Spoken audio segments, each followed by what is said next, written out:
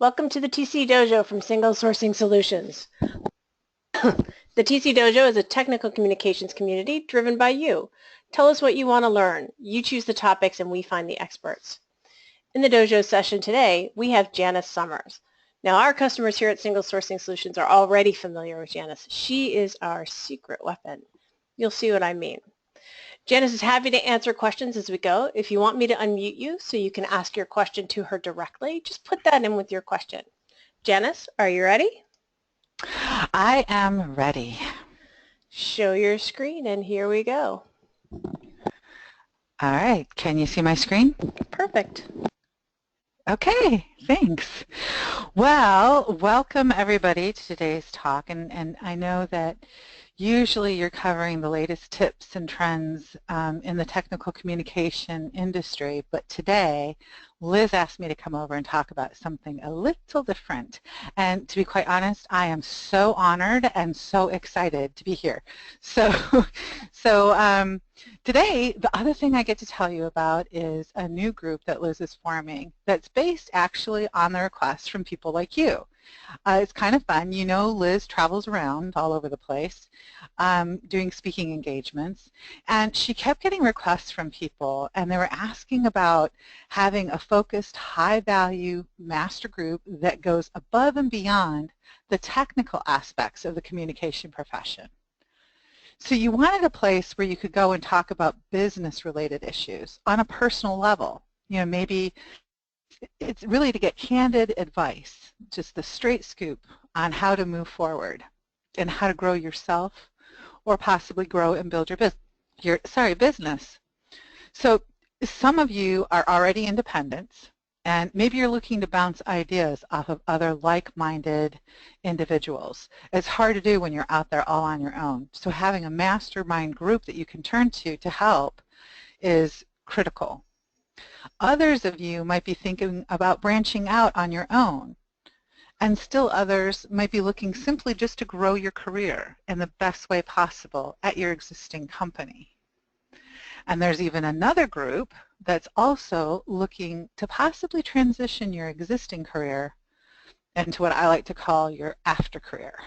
So for a lot of people, the after career is that thing you really wanted to do, not the thing you just kind of stumbled into, but it's the thing you wanted to do that doesn't really feel like hard work. I mean, you might work really hard, but it doesn't feel like it. It's that career that you wanted to do if only. Being a part of a mastermind group can help you with that. So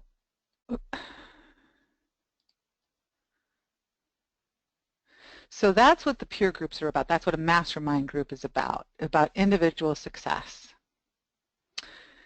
So Liz went to the drawing board and she answered and she came up with a unique group. And since the group is still educational in nature, right, we're educating each other, she branched off from the well-known TC Dojo and she formed a group called the TC Dojo Conclave. So why call it a conclave?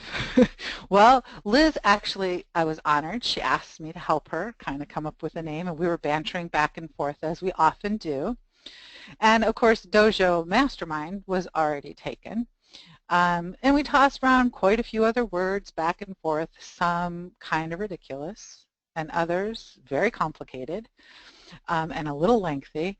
But this one kind of stuck. I was trying to explain a group inside of a group and outslipped the word conclave. And Liz really liked it, so it stuck. Turns out Liz was right. The meaning of the word conclave is really a private meeting in which discussions are kept private to those in attendance. Because one of the things you want to make sure in a mastermind group is you have that safety and security in that group so that you can be totally candid. So, you know, I think the group seems particularly appropriate for, or that name seems particularly appropriate for this type of group. So while most mastermind groups like this are typically discussion-based only, there's going to be a little bit more in this group. There's going to be a content repository for members only, and you can learn more about what is entailed in membership at the Conclave on the website, and I'm sure Liz is going to give you directions on how to get to the website at the end and how you can become an active member. And I think there's a page on the website about that too. So for today, Liz asked me to pick a topic that would be something representative of what might be discussed in the conclave group. So I picked this particular subject as a good representation. Now, typically in the conclave, it's going to be based on just like how TC Camp is and TC Dojo sessions. The topics are suggested and they're selected by you, the members. But there might be a time or two when a thought bubble or a question or an insight is tossed out to the group, and then the group grabs a hold of it and discusses it on a personal level, sharing personal insights. So for this one, we're going to talk about the tactics to tilt the scales in your favor. But before we get started, let's talk a little bit, for those of you who don't know me, maybe you do know me. I've been working with single sourcing solutions for several years in various roles and responsibilities. But in addition to my work within the Tech Comm community, I've actually launched a couple of businesses that are product-based. And I have my own private coaching business as well. The Wayback Machine, I've got many years as a top recruiter and a headhunter. I've held several roles in human resources. I have a degree in organizational psychology. And all this, you know, kind of beats around the bush to the root of things. And really, at the root of it, my life and several of my careers, my main interest is really in human performance and career happiness. It's a lifelong passion of mine. And personally, I am happiest when I can help others achieve their true potential. So, but I will warn you, and Liz can attest, as a coach, I can be a little tough. My guiding style is a little bit direct. But enough about me. Now that we've got that out of the way, let's talk about what we came here to talk about. And that is tilting the scales. So from my years of experience of working with professionals from individual contributor level to the top executive level to the C-suite, I can tell you that everyone pretty much shares similar concerns. It truly doesn't matter what your title is. The core concerns are always going to be the same. Attract, engage, and influence. These are the top three things. Every concern boils down to these three things. They might be masked in other ways, but really this is at the core of it. And just because someone's at the high level, someone's at the management or the executive level, and that they're at the top of the heap, it doesn't mean that these concerns go away. And in fact, at that level, they become even stronger. The stakes get higher. There's a lot more visibility the higher up you go, and the risks become greater. And as an individual or a person building your own company, these are extremely critical, and they're very visible to you every single day. So this is actually why you'll often find high-achieving, high-performing professionals in some form of mastermind group. I mean, and it's been there since the beginning of time. Benjamin Franklin, Bill Gates, more recently, Steve Jobs, all of these guys have been in mastermind groups. They've had master thinkers around them, peer groups that will tell them candid information. And the greater the risks, the more you want to leverage with other minds. Presidents, politicians often have cabinets of masterminds that they belong to help give them insight. So let's delve a little bit deeper into what the three little words mean. So first, let's talk about attract. So we all want to attract things and people to us. I mean, it's so much better when things just kind of flow our way, without forcing, without having to chase people, without having to bribe them. I mean, imagine if you can get an engineer to sit down and willingly just actually want to come seek you out to give you information to get your technical publications written. How fantastic would that be, instead of having to chase or beg to be a part of the meetings? So you want to work with nature instead of against it, so that you're in the flow of things. And it's as if you have a magnetism that just pulls things to you. Chances are you've seen this in your life, and you felt it to some extent. We all have. We've all felt this from time to time. It would be nice if we felt it all the time, but we've all felt it at time to time. Remember when maybe you presented something to your boss and they immediately grabbed a hold of it and they saw what you were trying to say to them. Or that time you went on that interview, you eventually got that job, but when you met them, it just felt like everything clicked. Or how about that time you pitched a proposal to a new customer and that customer was immediately on board? It's as if you magically pulled these situations to you and it fell effortlessly into your lap. Those are the times where attraction was working for you. So what about the next word, engage? So the first step is to attract. The second step is to engage. And no one is an island. In business and in life, the same thing applies. We all require a level of interaction from others. It is a requirement. And I always found this, as an HR professional, I always found the term independent consultant quite ironic, because there's nothing that is truly, really independent. We're all dependent upon each other. And our ability to engage others, it's kind of like being able to imagine yourself at a stadium, and you're on the stage, and there's all these people out there. These people turn and they rally around the stage and they start to come around, and their eyes are locked on you. The crowd is silent. Their ears are ready to receive the words that you have to share with them. You have their complete and undivided attention. That's what engagement is. But now what do you do? When you have them engaged, you have them locked into you, you've attracted them to you, they're engaged with you. Now what do you do? Well, this is where that little fun thing called influence comes in. This is your next step. Because once you've got them attracted and engaged, you want to influence them. This is where the proverbial rubber hits the road. And this is where you're going to have that attention, you have them engaged, but you need to be able to influence them into a desired action.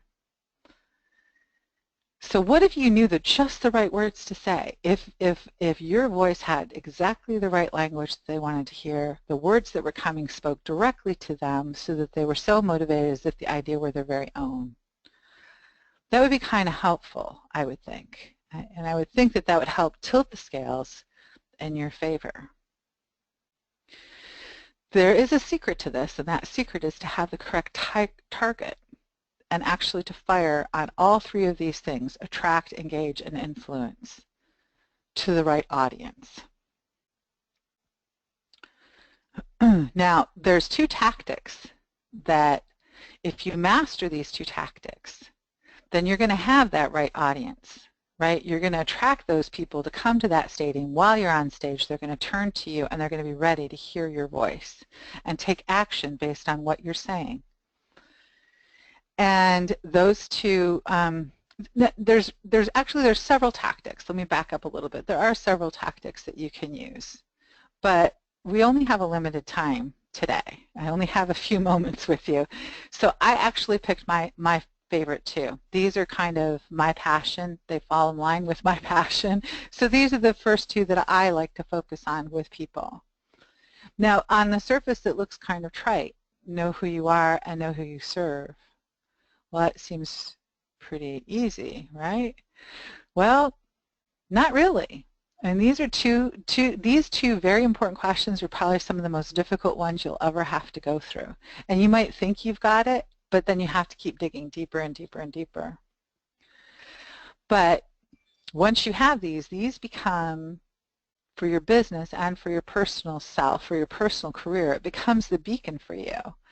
for your career, for your business. And the discovery process is much more involved and longer, way longer than what we have time for today. After all, this is what I guide people through, and it takes a long time to go through some of these things. Some things come faster than others. But I wanted to make sure I gave you enough to kind of get started on your own so that you could answer these questions. And then you can bring things like this to a group like the Conclave, where you go deeper and you actually get insight from your peers. So let's take a look at the first question. Who are you? Great question. There's a wonderful rock song and that asks this age-old existentialist question, but we're not here for philosophical. We're here for business and career. So for the professional, you look at the same issues, but from a professional perspective. And honestly, who you are in your personal life bleeds over. So that whole misconcept of things being separate, it's a fallacy. You are who you are.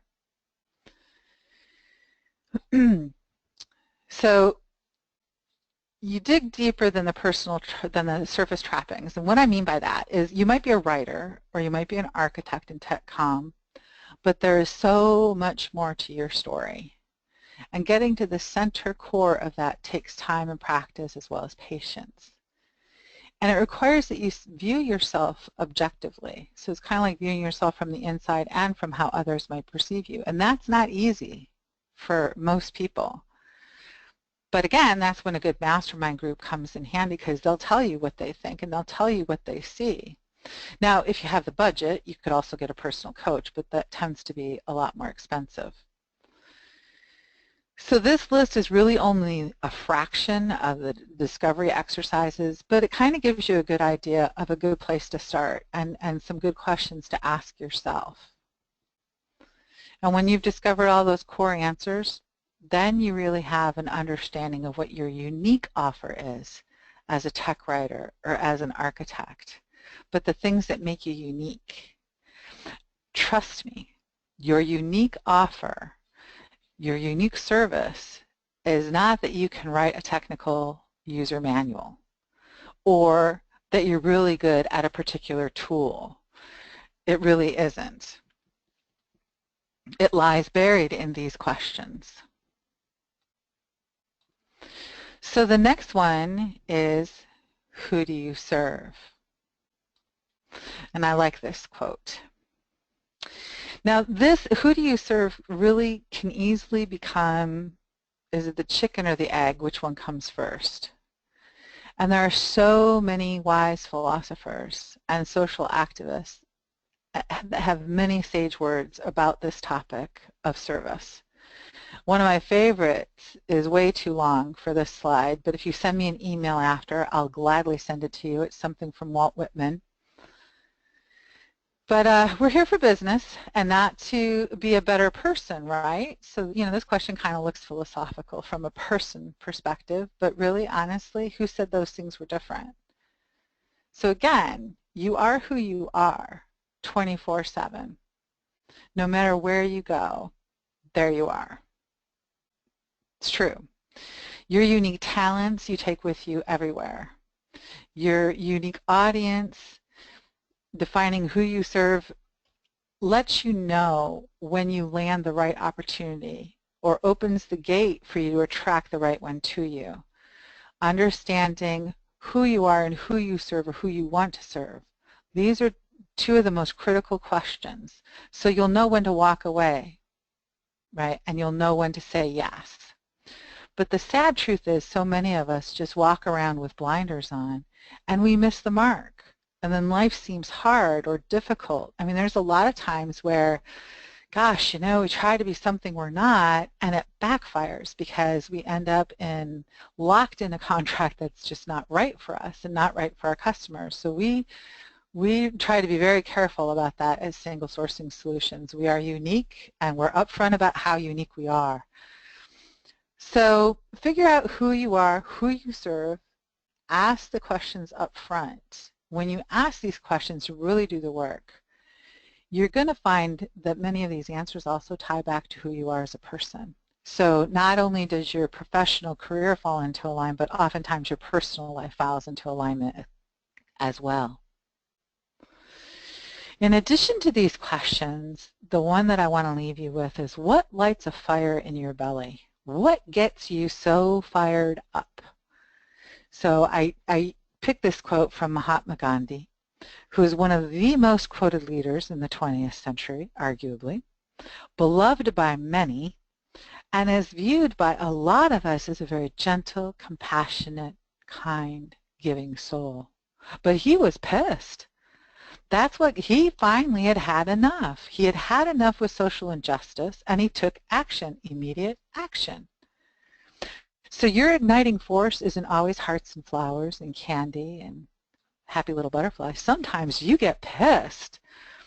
And it's funny, when you talk with a lot of independents, a lot of people who've built their own company or who dug their heels in and decided to go branch out on their own, they did so out of, they saw something that wasn't right or an injustice, and they said, I can do this better, and I can do this on my own. They got pissed, and they took action. Let's see, I think that's about all I have for you today. Are there any questions? Did I go through this too fast? I think that you've given us all a lot to think about. So let's take a moment, and I'll switch back to me, give you guys some previews to what's coming up in the next dojo session and other places. But this is time for you to type in your questions right now. And be sure, if you want to ask Janice your question directly, be sure to type that into your question window so that I know to unmute you.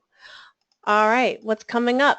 Well, our next TC Dojo Mastermind group, this is open to specifically talking about technical communications, technical issues. These are not professional or political skills we're growing technical things across a group of professionals. This next month's topics are graphics and layout, and we're continuing our discussion of documentation portals. What do you need in them? What makes them good? And really who the user is and what you're trying to accomplish. It's been a really, the success of our mastermind groups have been really influential in how we constructed the conclave. We have 3 different smaller groups that are technical skill oriented. One is technical communications general topics. One is Arbortext mastery, and the other is PTC server and Windchill. And if you want to sign up, that is the URL down below. Also, next month we're going to continue in the TC Dojo, at least a little bit more professional stuff. We've got Andrew Davis, a top-tier technical communication recruiter here in the Bay Area, giving tips about how to ace your interview. This comes from 20 years of tips he's given to people as he's hiring them or getting them interviews with hiring managers and feedback on what they do well or what they can improve. And he finally has written it all up and is presenting it in the dojo next month, which will be really kind of exciting and fun to watch. Everybody loves Andrew out here. All right, how do you sign up? Well, make sure that you go to the TC Dojo website.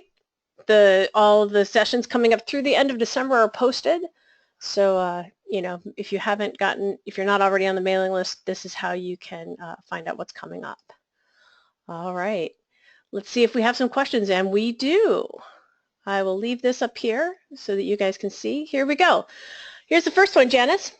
I'm a little fuzzy on the how. Once I know who I am and how I serve, how then do I attract, engage, influence, aside from picking the right target?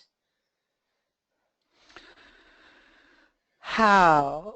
Oh, that's a good question. How do you attract, engage, and influence once you've defined who you are and who you serve? Pick up the phone, send an email. I'm not sure. That is one of those things that would be a really good discussion point to have a back and forth conversation, because how you would engage is any way you can communicate. So if it's phone, if it's email, if it's writing presentations. I'm not sure what this person is doing, but it's activate communication. All right. Well, and I know, I think. yeah, well, let's see if they get a follow-up question for their Uh-huh. email, phone. I know that some of us like one or the other better. Can you talk a little bit about how you choose one over the other, or how you should fight that inclination in yourself, if you know, or whatever? You know what I'm saying? Yeah, it's really, yeah, no, this is a really good question, and it's really kind of funny, but it's true. A lot of people are afraid of the phone. I happen not to be. I love to talk. Sometimes Liz has a hard time getting me, stop talking. But it really is a real fear for a lot of people because there's pregnated pauses, there's silence, and there's trying to understand and communicate on the phone. It's a little tricky because you feel a little more exposed. So some people are more comfortable initially engaging in email. And I use this tactic too. If somebody will send something, I'll ping them back an email and ask an inquiry. And based on their response, I'll decide, hey, let's pick up the phone and have a conversation. Or email is as far as we need to go because what they needed was just on the surface. So it depends on the needs of the situation. But don't be afraid to pick up the phone. Even if you're a little nervous or uncertain, it's okay. Those butterflies will fade the more you do it. And I think, and Andrew can attest to this, is years of headhunting, we kind of get used to being on the phone and picking up the phone. It's like, what's the worst someone's going to do? Hang up on you. And once you get through that, you're okay. And if they hang up on you, then it's not the right situation for you, and they're not the right person for you. I know I have consumer products, and it's one of the things I have people say, well, that's a little expensive. I'm like, well, it might be for you. I don't tell them this, but it might be for them. It's not for the other people who buy this product. I'm not for everybody. And sometimes that filtering situation happens when we engage in conversation, back and forth conversation with people. Right. Then we can have more discovery. I know we've got this scheduled for the conclave in the next couple of months as one of the topics, but that's really key. It's not for everybody. Not everyone Right. is your customer. And that's a really hard thing to realize. And then you realize, well, of Yes. course, that's true. Right. And that's why if you know who you are and who you serve, you can filter out who you don't serve. Because I know, we've had conversations, and I've had conversation with other customers of mine. It's like, that's not for you. Who can you refer them over to? Who can we refer this person to? Because they're not for you. Yeah. Right? But you still want to serve the community. I know with you, Liz, you're extremely mindful of the community. So you bend over backwards trying to find who would be a good person for this person. If I'm not the one to serve them, who could? So, yeah. but it is more than our share of salespeople surprised that we do that too. Yes. I always love that. We're not typical. And the funniest thing, and I'll share this with the rest of the audience, I cannot tell you how many times I've had a customer say, you're not like everybody else. Yeah. And I'm like, yes, thank you for noticing. But yeah, it's because some people don't take the time to answer these questions. Yeah. All right. Well, we're coming up on time. Make sure you're part of the mailing list. If you aren't already, you'll be notified when this video is posted, and when we're ready to launch the conclave, that'll go out in the newsletter fairly soon. We are focused on the unique nature of technical communicators and the issues that we face in sense of perceived value and how we communicate that to suit our own needs and our goals. Yeah, I think that's one of the nice things about, I'm really excited about the conclave, if you can't tell. But it's nice because in the technical pubs community, you have a language that you speak. You have a culture that's unique within your group. And to have a mastermind that's looking at not just technical aspects, but is actually now full service because it's giving you those soft skills, I think it makes it so unique and so powerful. And it can be so impactful for people because these are all the soft skills that aren't discussed in the other technical arena. And there's always a call for that for summit presentations. So if anybody has any, that's a call for papers just went out. So be sure and do that if you've got things to share. And I know all of you do. All right, thanks for coming. We'll see you next month, and stay tuned. We're trying something new. Thank you. We have a thanks from the audience for you, Janice. Thanks everybody. All right. See you at the conclave. Bye.